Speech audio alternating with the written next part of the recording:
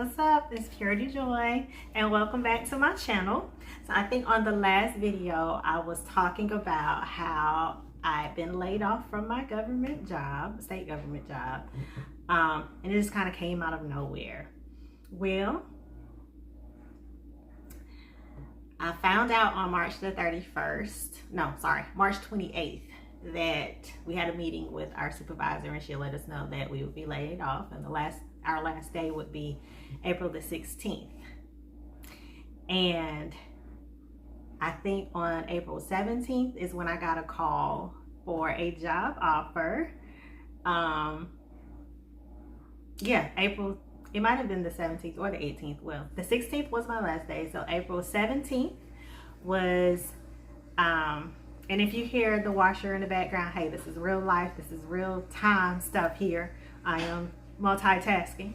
So but April 17th or the 18th, I got a job offer. A little background. So in February, I found out that my supervisor was retiring, and finding that out was kind of a shocker, a comfort, because I gotten comfortable with her. And to be honest, y'all, this probably wasn't the best thing or the best ideology, but thinking about who would come after her kind of made me nervous. So as a result of that, I started applying for jobs. So I went on an interview in February. They called me back maybe 2 weeks later and asked me to come in for a second interview. So I went. And a month had gone by, I hadn't heard anything, and I looked on the website where I initially saw the post, and the job was reposted. So I had honestly told my friend that I was like, I don't think I got that job because I see it reposted. And so I kind of just let it go and didn't think anything else of it. I honestly thought that I did not get the job. So fast forward to April the 17th, they called me with the job offer and met my counter offer. And you know, everybody I tell this story to says that God really was looking out for me, and he was. It's cliche, but sometimes when things are falling apart, they actually are falling together. So I guess it wasn't so much of a bad idea to apply for that job, because I did it not knowing that that I would lose my other job, or be laid off from my other job. And so to God be the glory, because I'm so grateful that God saw fit. And even when I tell the HR people, with my new supervisor, that story, they said, wow, the timing. And it really is all about God's divine timing. And so there are two points I want to make here. God is absolutely amazing. That's not the point I want to make, because we know this. 2 points I want to hone in for this testimony is letting go of the outcome and idolizing security. So the first point, letting go of the outcome. I have seen this transpire in my life before. I've seen this manifest in my life before. When I let go of the outcome, the outcome works in my favor. Not to say that if I keep thinking about something that it won't work out, but I've seen it occur more where I've let go of the outcome and it's worked in my favor. Because again, when I applied for this job and I saw that it was reposted, and even in my attitude going into both of these interviews, I had told my friend that, I'm all right with whatever the outcome is of this job. I said that to my friend. I said that to God, because I really, truly trusted God in this. That whatever the outcome was, that's what was meant to be.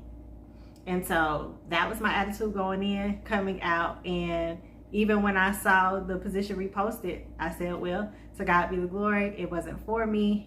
God has something else for me, just not right now. But here we are.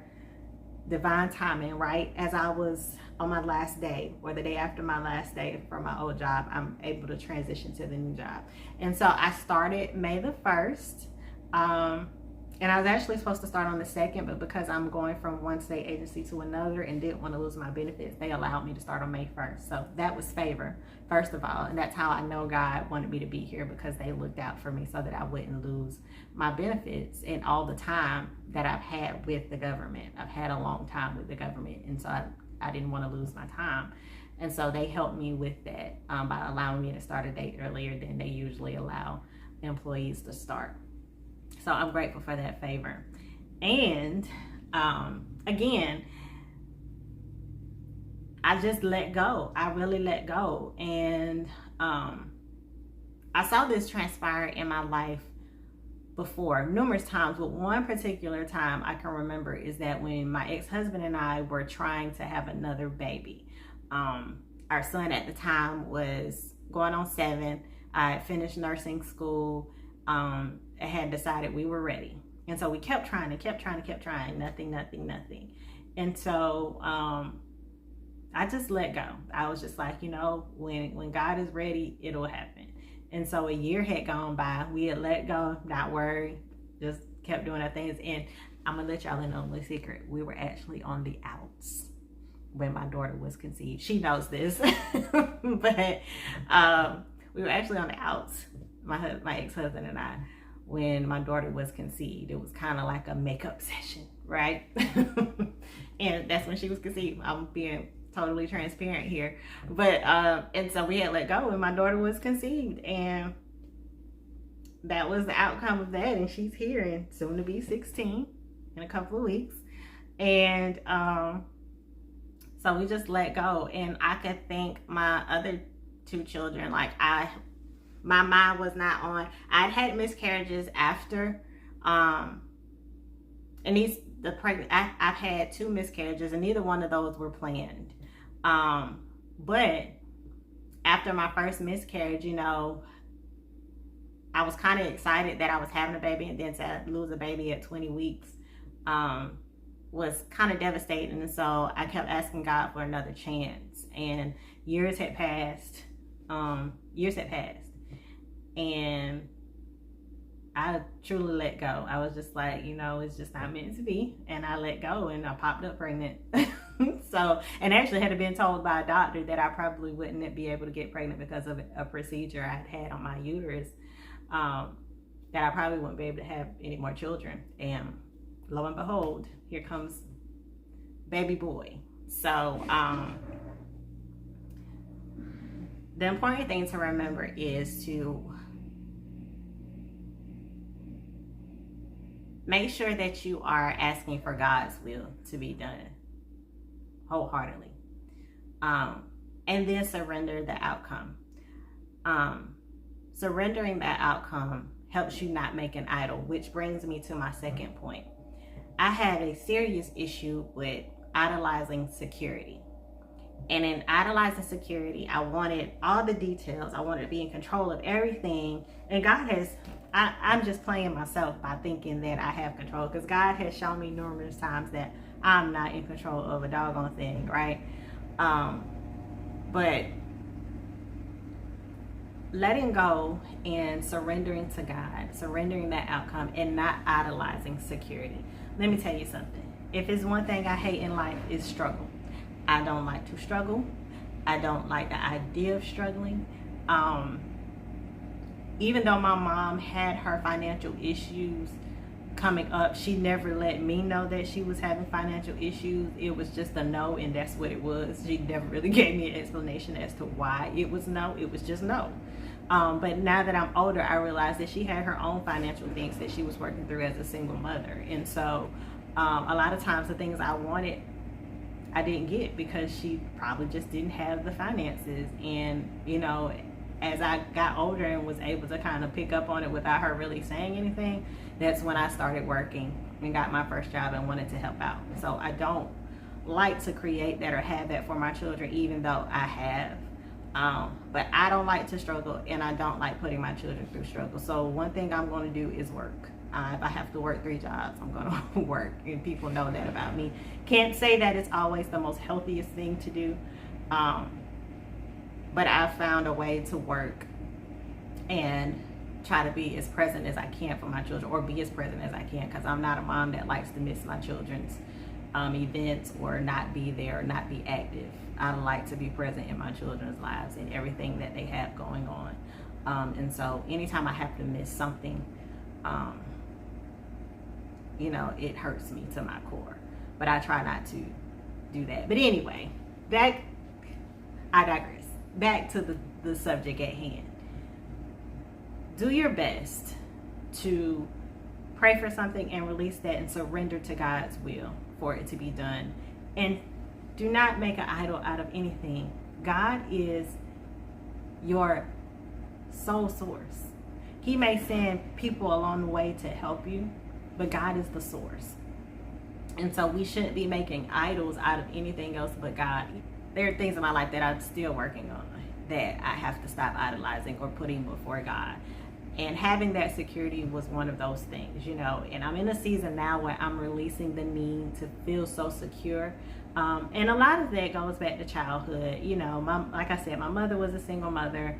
So she wasn't able to be as present as she would have wanted to. And then, you know, my father had his stuff going on and his issues. So neither one of my parents were as present as I would have wanted them to be. And then there were some things that occurred in my childhood that really made me feel unsafe. And so I've always had this longing for security my whole life. And I've always sought the wrong thing. I look for it mostly in men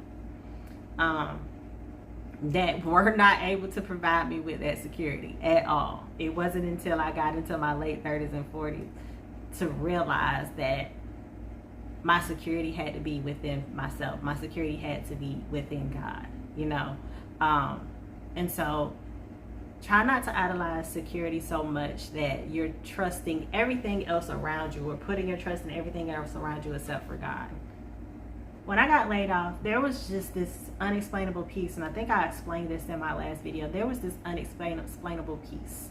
It was like the peace that the Bible says that surpasses all understanding. That's the peace I had. I wasn't worried. I wasn't allowing myself to be anxious about feeling secure, or because God has really provided. I've had provision along this way. And I've also tried to steward my money a lot better than normal. I'm just going to be totally honest here. But I feel so at peace. I feel secure even when I look at my bank account and see the funds dwindling down. I still have this sense of security there. And that is a security, a safety. Only the security and the peace that you can get from God. Because you know God's track record. You know how God's provided for you. And a lot of that comes from faith. You can't always see. You can't always know the next step. And that's something I have to tell myself every day, because I want to know every detail, what's going to happen next. And even like when I'm planning stuff with my friends or trying to go somewhere, like I want to know every detail to what we're doing. I used to not be like this. I used to just go with the flow of things. But because I have so much responsibility and I want to provide security and safety for my children, I want to know every single detail at this point in life. And so I'm getting to the point now where I'm just resting in God and letting God take control. And again, I want to remind you that that is the only kind of safety and security you're going to get is from God. We have our significant others that we, you know, I've had this longing to want that safety and security from a man my entire life, right? I've had that, forever, since I was a little girl. And I've never actually really felt it. Even when I was married, I never really felt that security and safety. I felt a little bit of it, but not to the point where I wanted it. And so, as I've gotten older, I've realized that it's only going to come from God. And God has given me the peace, the safety, the security that I need in Him alone. Now, do I still have a desire to want a man in my life? Yeah, I do. But again, I'm not idolizing it anymore the way I was. And I had to go through a lot of mistakes to get to this point. A lot. Honey, judge if you want to, but I have been through the ringer trying to search. I search high and I search low, but never found anything like the peace and security that I found in God. And so as I end this video today, I want you to keep that in mind. Surrender your will, surrender the outcome to God, and don't idolize the security. Don't idolize anything. God said, have no other gods before me. Money, attention, sex, like none of the things. Try not to idolize, and work on identifying what you're idolizing in your life aside from what you need from God. Okay? So I'm excited to share the news about the job. I have been on the job for a week and a half now, I think. Yeah, I started on the 1st. What's today? I started on a Thursday, and today is Friday. So not a week and a half, but a week. I've been on the job a week, and so far so good. Of course, all jobs start out that way, but I'm hopeful and I'm grateful. And I feel right at home with this group. In my last position, I never really felt at home in that position, but I jumped right in and felt at home here. So I know this is where God desires for me to be. And I share all of this, and I'm transparent about all of this with you because I want to help other people realize, wisdom is also learning from your own mistakes, but wisdom is also learning from the mistakes of others. And so if I can help somebody avoid making the mistakes, even though we all have our own path, if I can help someone else avoid the mistakes that I've gone through, because I'm one of God's children. I'm one of the rebellious children that has to go through extremes to finally get the point. And I've been that way even as a parent even as a child to my mother. I was always that child that had to learn the hard way. And I have one of those. I have a child that has to learn lessons the hard way for them to finally get it. And so I'm that child, and I have at least one of my children that has to go through extremes to finally get it. And it's sad. And part of that is not listening, and then being so private, I keep a lot of things that I'm going through myself so that I can commune with God. But there is wise counsel out there. You just have to use discernment. But it's just something I want to throw in there. But anyway, again, points to remember: surrender your will, surrender the outcome to God, because He knows the plans that He has for you. Jeremiah 29:11. We know God knows the plans that He has for us to, for Him to give us good and not harm, hope in the future. Right? And I'm paraphrasing, of course. And Proverbs 3, 5, and 6 have been on my heart. I've been seeing it for the last month, almost 2 months. Proverbs 3, 5, and 6. Trust in the Lord with all your heart. Lean not to your own understanding. Acknowledge Him in all of your ways, and He shall direct your path. And I want you to believe and trust in that on today. All right? I hope that this helped someone. I hope that you were inspired. Just remember, as the songwriter says, you are safe. We are safe in His arms. All right? All right. So thank you for tuning in today. If you haven't, subscribe if you like. I would love to have you. Like, comment, share with somebody you feel could use this or believe could use this. And again, thank you for tuning in today. I'll see you next time. And happy Mother's Day to all the mommies out there. Bye.